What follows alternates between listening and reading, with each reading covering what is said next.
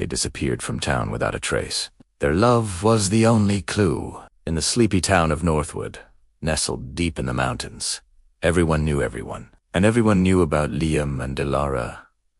Liam, the town's quiet, thoughtful librarian, and Delara, the vibrant artist who painted the sunsets as if she were stealing their fire. Their love story was the stuff of local legend, a whirlwind romance that bloomed overnight, intense and alchemist. They were inseparable, two halves of a whole, their connection a beacon of light in the quiet town. Then, one crisp autumn morning, they were gone. No note, no forwarded mail, no goodbyes. Their small cottage on the edge of town stood silent, a half-finished painting on Alara's easel, a book left open on Liam's favorite armchair. The town was abuzz with theories. Did they run away to start a new life? Were they in some kind of trouble? The local sheriff, a man who'd seen his share of strange things, found nothing amiss. No signs of a struggle, no evidence of foul play. It was as if they had simply vanished into thin air. The only thing left behind was their story, whispered from neighbor to neighbor, and a single, recurring detail in Alara's recent paintings. A serene, mist-covered lake that no one in Northwood recognized. A place she called Willow Lake. As weeks turned into months, and months into a year, hope began to fade. The police closed the case, labeling it a voluntary disappearance. The town slowly moved on, their story becoming a cautionary tale whispered to restless teenagers.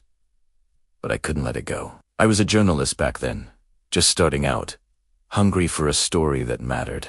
Liam had been a friend, a mentor who guided me through the labyrinth of classic literature in the town library. He saw a spark in me, and I saw a deep, unspoken melancholy in him, a longing for something more than the dusty shelves and silent patrons. Alara's arrival had been like a storm, washing away his quiet sadness and replacing it with a passion I'd never seen. How could two people so full of life just cease to be? My investigation began where the official one ended, with their love. I spent hours in the library, poring over the books Liam had checked out in the months before they vanished. They were all obscure folklore and local histories, filled with tales of hidden places and forgotten magic. I talked to Alara's friends from the art community. They spoke of her recent obsession with the local legend, a story about a mystical lake, a gateway to another realm that appeared only to those with a true heart's desire, a place she dreamily referred to as Willow Lake.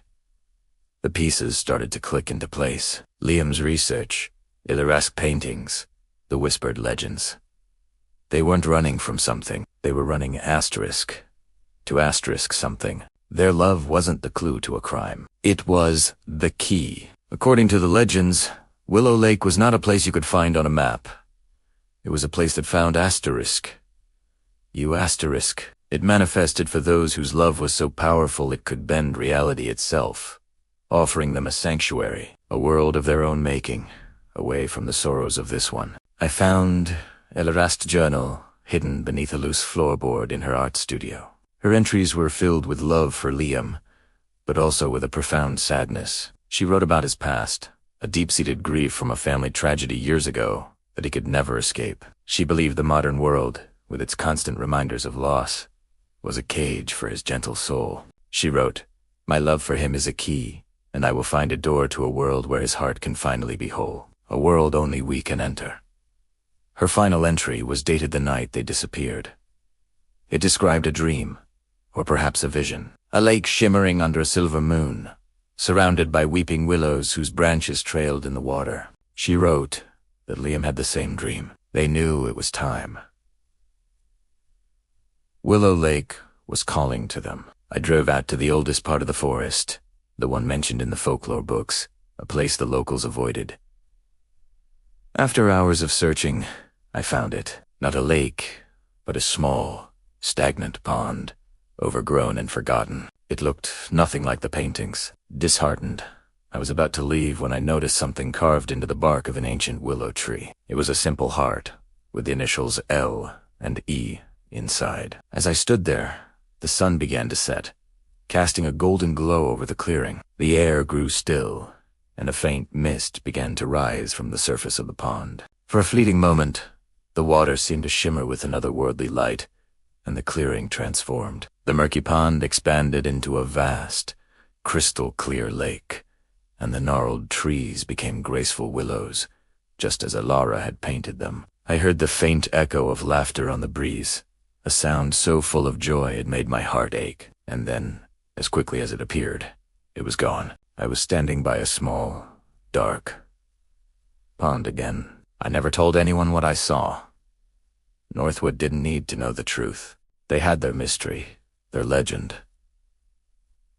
Liam and Alara weren't missing. They were found. They had used the incredible power of their love not to escape the world, but to create their own. Their disappearance wasn't an ending. It was their happily ever after. And sometimes, the most beautiful stories are the ones that remain a secret, a mystery whispered on the wind, a love that became a legend.